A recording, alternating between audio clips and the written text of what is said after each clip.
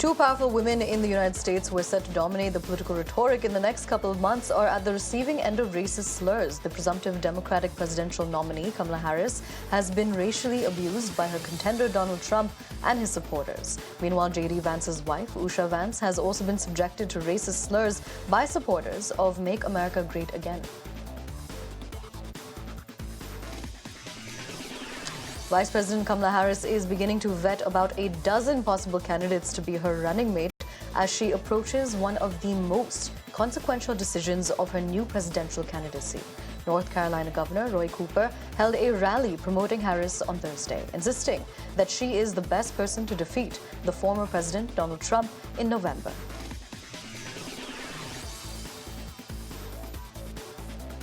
Words of encouragement poured in from Team USA basketball star as he expressed his support for the Democratic Party candidate Kamala Harris, who is running for president in the upcoming U.S. elections. Steph Curry, who is currently in the final stages of training before the Paris showdown, has stressed his confidence that the team's success could strengthen the unity of his country, which is currently undergoing significant political turmoil.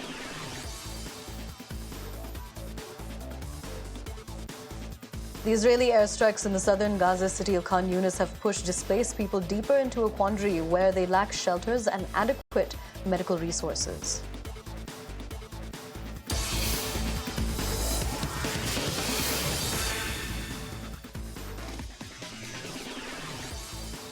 Smoke rises over Khan Yunis as Israel presses ahead with southern Gaza offensive. Explosions could be heard and plumes of smoke could be seen rising over the southern Gaza Strip city of Khan Yunis as Israel's war against Hamas continued. An explosion was seen in the southern Gaza city of Khan Yunis after Israeli strikes in the area killed at least 7 Palestinians overnight. Footage showed smoke rising into the air following the blast.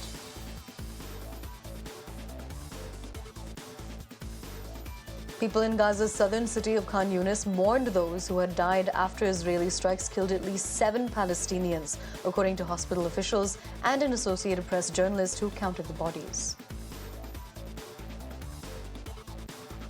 A group representing the families of Israeli captives held in Gaza said that 6 hostage relatives were briefly detained during Israeli Prime Minister Benjamin Netanyahu's speech to the Congress in Washington.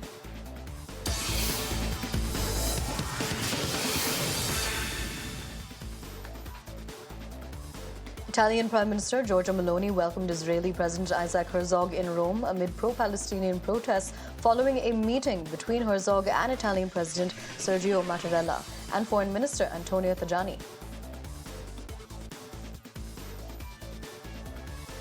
Russian President Vladimir Putin met with the Syrian President Bashar al-Assad in Moscow to discuss issues affecting their countries. Regarding the current issues facing the Middle East, and I quote, "I'm very interested in your opinion on how the region as a whole is developing."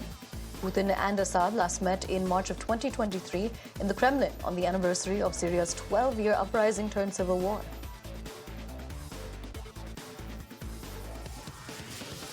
Two years after explosions ripped through the Russian-controlled Olenivka prison barracks, killing more than 50 Ukrainian prisoners of war and injuring dozens more, independent investigations into the attack have stalled or been abandoned.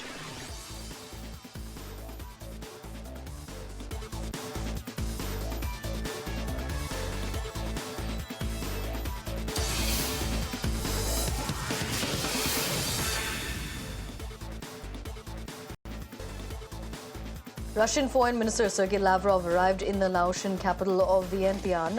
He held bilateral talks with his counterparts from Indonesia, Cambodia, Brunei and East Timor ahead of the ASEAN summit. Southeast Asian foreign ministers and top diplomats from key partners, including the United States and China, gathered in Vientiane for the start of 3 days of talks expected to focus on the increasingly violent civil war in Myanmar, tensions in the South China Sea and other regional issues. China confirms its Air Force conducted joint air patrol with Russian air forces near Alaska. This is the 8th joint air patrol organized by the two militaries since 2019. 2 Chinese and 2 Russian long-range bombers were tracked flying over international waters near Alaska and the United States, and Canadian fighter jets were seen flying up in response. Russian Foreign Minister Sergei Lavrov held bilateral talks with his Laotian and Chinese counterparts. The talks come ahead of an ASEAN summit in the Laotian capital of Vientiane. Speaking at the meeting with the Chinese Foreign Minister Wang Yi, Lavrov praised Russian-Chinese relations and stressed the importance of the entire ASEAN-centric architecture. Russia, China and Laos also held a trilateral meeting to discuss regional issues.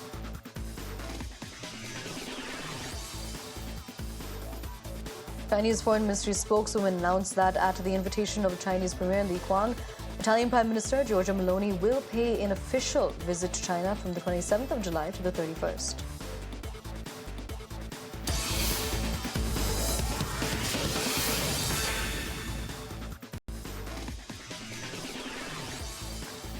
Chinese President Xi Jinping chaired a meeting on China's flood control and disaster relief efforts, calling for authorities at all levels to stay highly vigilant and proactive to win the tough battle against floods. Huge waves crashed against the Ningde coastline in China's Fujian province as Typhoon Gaemi approached the country. Trees in the region fell, causing some disruption as strong winds and rain of the imminent storm began to be felt. Fujian has raised the emergency response for the typhoon to the highest level, forcing the evacuation of over 150,000 residents along the coastline and the shutdown of schools and factories. Heavy rainfall pounded northern Japan, triggering floods and landslides, disrupting transportation systems and sending hundreds of residents to take shelter. The Japanese Meteorological Agency issued several municipalities in the Yamagata and Akita prefecture, where warm and humid air was flowing into a lingering rainy front.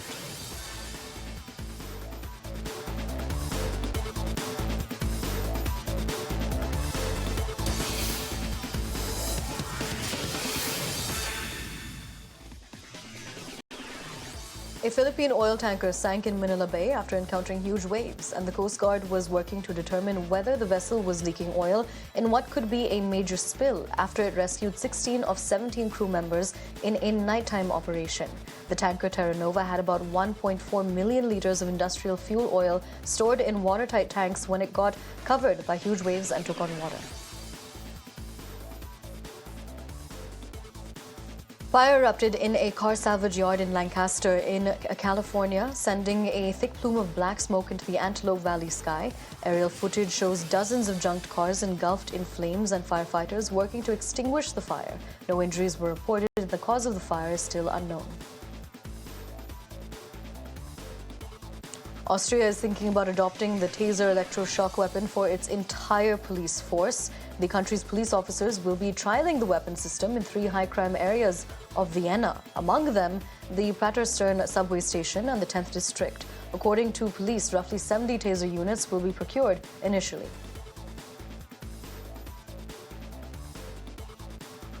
The UN Human Rights Chief decried a crackdown on protests in Bangladesh amid growing accounts of horrific violence. Volker Turk called on the government to urgently disclose full details about last week's crackdown on protests. Bangladesh was crawling back to normalcy with limited internet and office hours on Wednesday after more than a week of chaos triggered by student protests over government job quotas.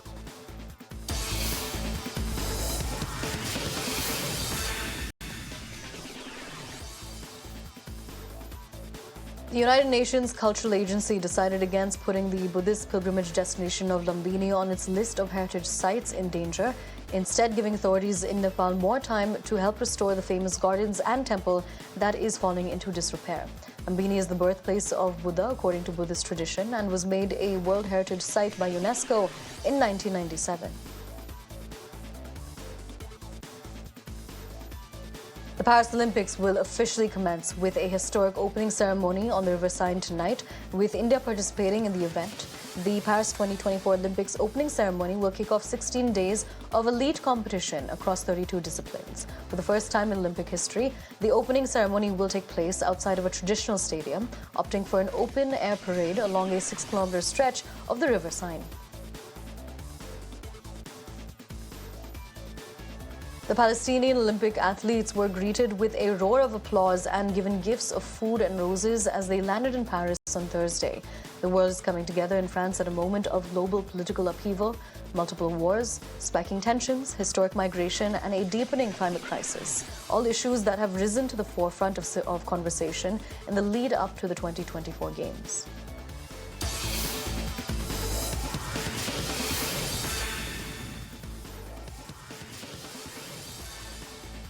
The World Anti-Doping Agency defended itself from accusations from all sides over China's swimming doping allegations. Revelations that nearly 24 elite Chinese swimmers tested positive for a banned substance ahead of the Tokyo Games and were allowed to compete with no ramifications have raised major concerns from the rest of the world about the seriousness of anti-doping efforts in a sport that has endured its share of scandals over the decades.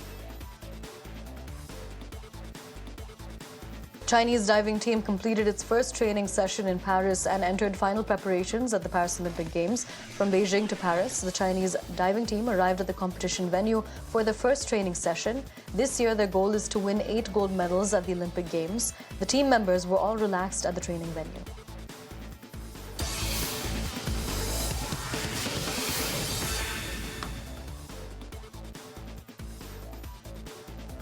Comic-Con International has kicked off in San Diego, running through Sunday with Marvel stars in attendance. Over 130,000 fans are expected, with highlights including the highly anticipated Deadpool and Wolverine panel. Marvel is also set to reveal news about their upcoming Phase 5 cinematic universe, which is highly awaited.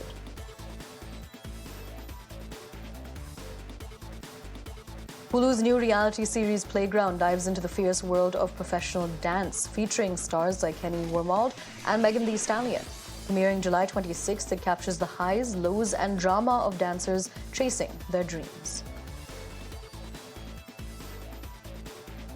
An intimate stage portrait of Queen Victoria, called a prequel to The Crown, has premiered in London. Queen, adapted from Victoria's letters and journals, showcases her life from youth to widowhood. Starring Sarah Crowe and Grace Darling, it features voiceovers by Prunella Scales. The play runs in Edinburgh from August 1st to August 25th.